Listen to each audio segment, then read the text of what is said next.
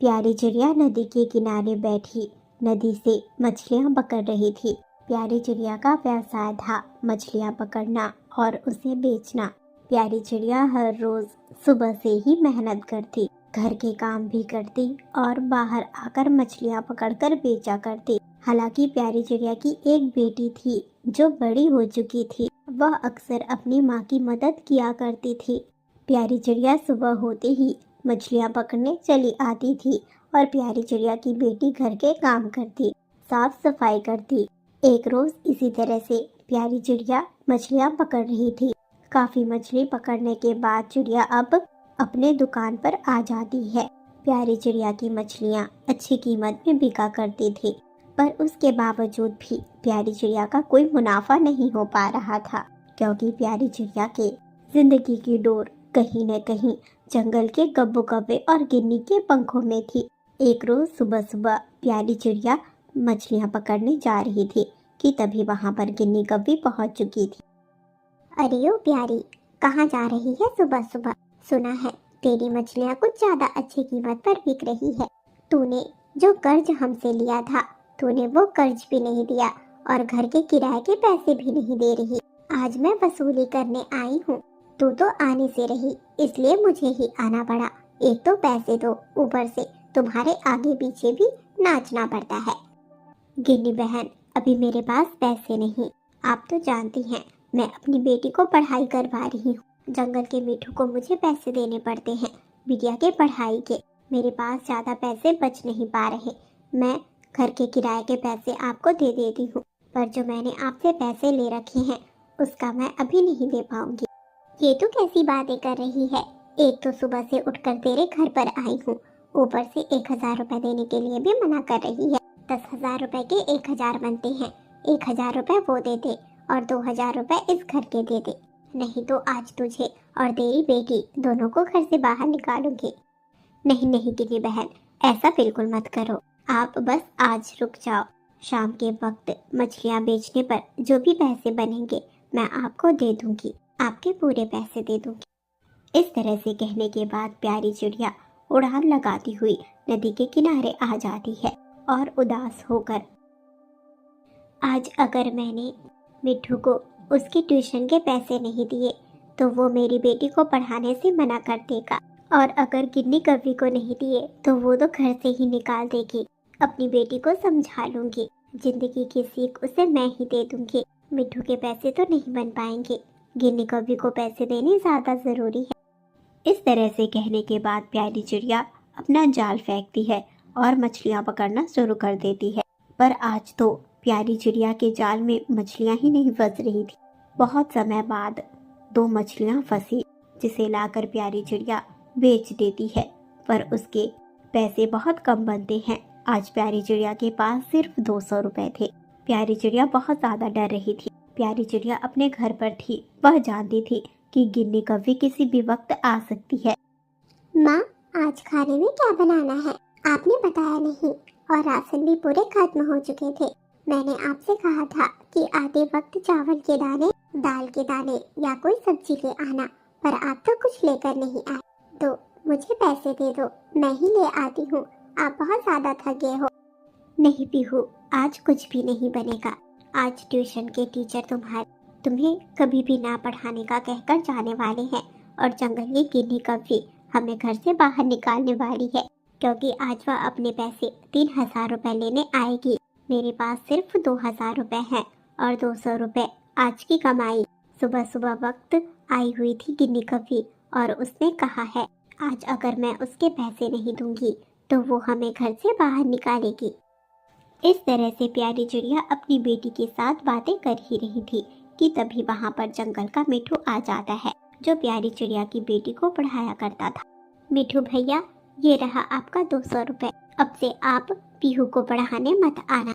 मेरे पास पैसे नहीं हो पाएंगे आपको देने के लिए।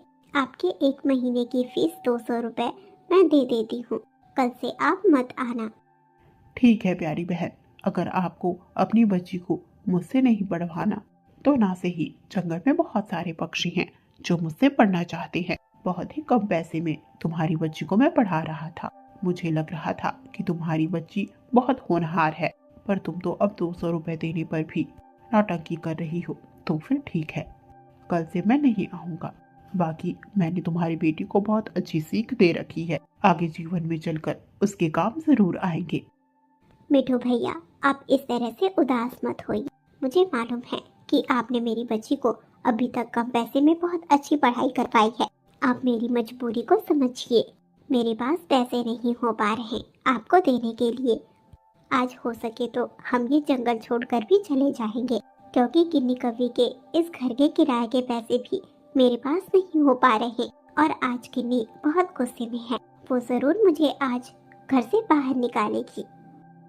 प्यारी, सुनकर तो बहुत बुरा लगा, पर मुझे माफ करना, मैं भी तुम्हारी कोई मदद नहीं कर पाऊंगा। मैं चलता हूँ।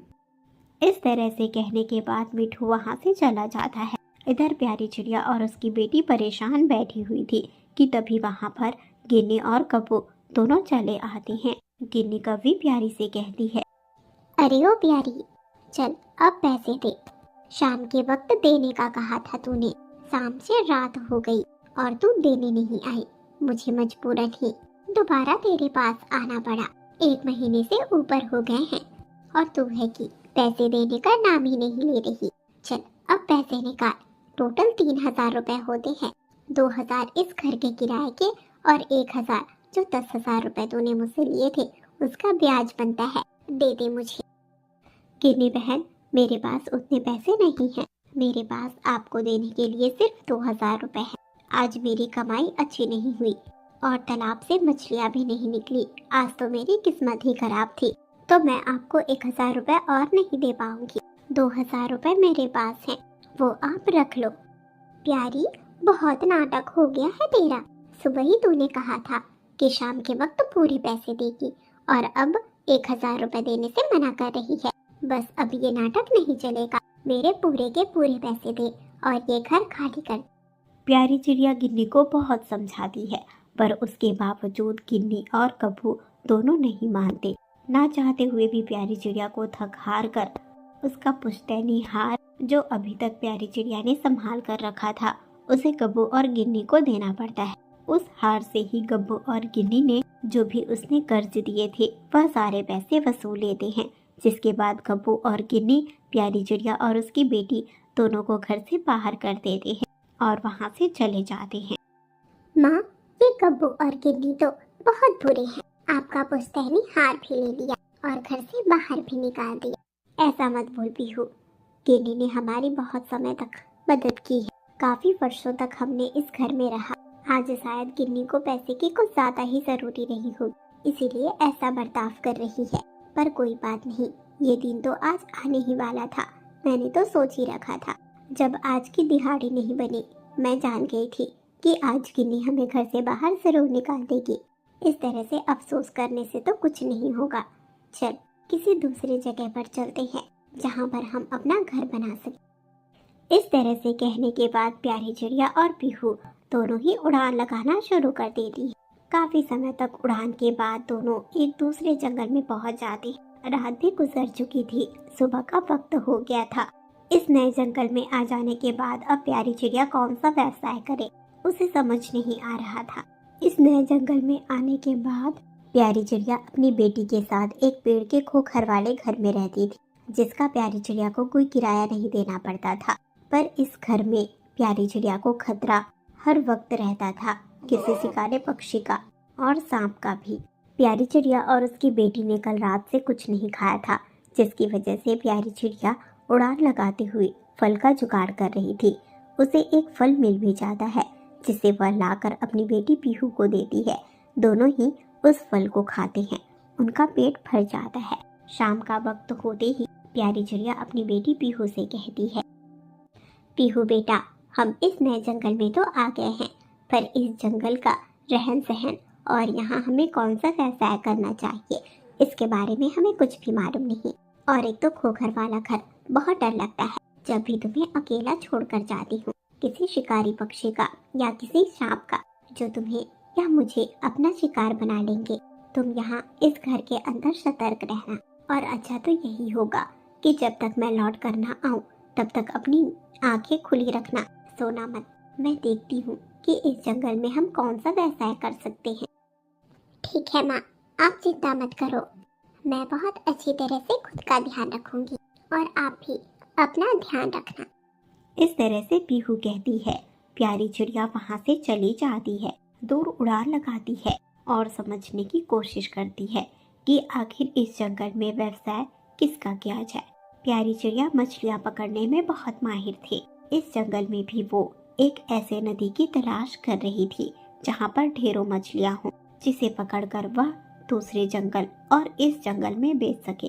प्यारी चिड़िया के चले जाने के बाद इधर पीहू कुछ देर तक तो जगती रहती है और इधर उधर देखती रहती है, पर कुछ समय बाद ही उसकी आंख लग जाती है और वह सो जाती है। पीहू इस बात से बहुत अनजान थी कि जिस पेड़ पर वह रहते हैं उसके बगल में ही एक सांप का बसेरा था। पीहू चिड़िया सो रही थी और सांप पीहू चिड़िया की खुशबू सूंघता हुआ खोखर के अंदर आ रहा था। पर जैसे ही सांप पीहू चिड़िया को देख लेता है, खुश हो जाता है। इधर पीहू चिड़िया सो रही थी, उसे तो सांप के आने तक की खबर नहीं होती और प्यारी चिड़िया तो दूसरे जंगल में काम के सिलसिले में बाहर गई हुई थी। उसे तो मालूम भी नहीं था कि उसकी बेटी पीहू एक सांप के चंगुल में फंस गई है। एपिसोड 1 की कहानी यहीं पर खत्म होती है। एपिसोड 2 में देखना काफी ज्यादा इंटरेस्टिंग होगा कि सांप पीहू चिड़िया पर अटैक कर देता है या नहीं। क्या सांप पीहू चिड़िया की जान ले लेगा और इसके बाद क्या होगा प्यारी चिड़िया का, देखना काफी ज्यादा इंटरेस्टिंग होने वाला है। इस कहानी का एपिसोड 2 आपको कल देखने को मिलेगा। मैं उम्मीद करती हूँ आपको यह कहानी पसंद आई होगी। अगर चैनल पर नए आए हो तो चैनल को सब्सक्राइब जरूर कर लेना।